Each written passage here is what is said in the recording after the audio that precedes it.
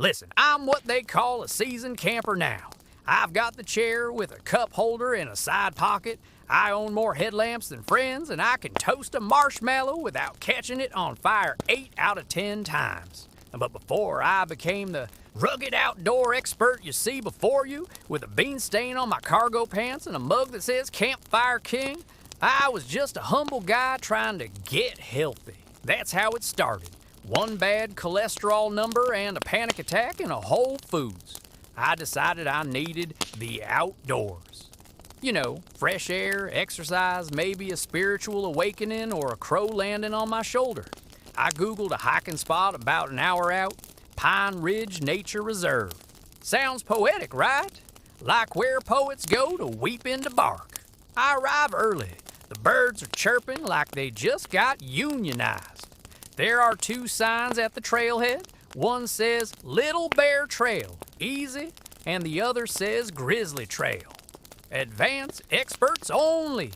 Now a normal person would stop, look, and choose.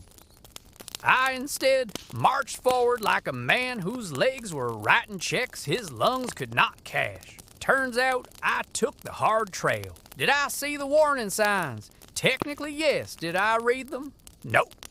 Because I assumed the harder looking trail was for serious hikers, and I thought, well, I did P90X once in 2013. About 20 minutes in, I'm already walking like I forgot how knees work. 45 minutes later, I'm on all fours, scaling a rock that I'm 80% sure wasn't part of the trail, but possibly a bear's patio. Then hallelujah, a flat spot. I flop down onto a rock like a walrus that's just clocked out. Pull out, the map puffing like an asthmatic accordion, and that's when I see it. I haven't reached the summit. I haven't even started the main trail. Apparently, I just hiked the pre-trail, the teaser trailer, the hill before the hike. Behind me, looming like it's auditioning for a villain role in Lord of the Rings, is the actual mountain. I stared at it. It stared back. I took one long sip from my empty water bottle, whispered, "Absolutely not," and shuffled my broken dreams back to the car. That was the day I retired from hiking. Permanently, I declared. From now on, I do camping. You sit. You eat, you don't die. Camping is just hiking with dignity. I was wrong. So wrong. So I planned my first solo camping trip. I borrow a tent from my friend Pete. Pete is the kind of guy who uses the word zen unironically and considers trail mix a personality. He gives me his easy pop-up tent, which unfolds like an angry accordion. I arrive at Red Cedar Campground, proud, hydrated, and convinced this will be my comeback story. Nobody else is around. Beautiful. I pick a spot next to a big log that looks like it could either be a seat or a snake condo. I pop open the tent bag. It springs to life like it's spring-loaded like a maniacal jack-in-the-box. 1 second it's flat, the next it's wrapped around my arm like a romantic octopus. I wrestle it for 20 minutes. At one point, I scream, "Who designed this?" to absolutely no one. Finally, I get it upright. It's leaning at a 30-degree angle, but it's standing. Victory. Next, fire. I watched one YouTube video called Fire for Dummies. All I remember is triangle of flame, and don't use hand sanitizer as a starter. I light it with one of those long lighters that looks like a wand. I feel powerful. Then it's dinner time. I open a can of beans and place it directly in the fire, like a man with no concept of heat transfer. A few minutes later, it explodes like a small bean grenade. I now have third-degree molasses on my hoodie, and the fire pit smells like regret. I go to sit in my camp chair to collect myself. It collapses. Just gives up, like, no sir, not today.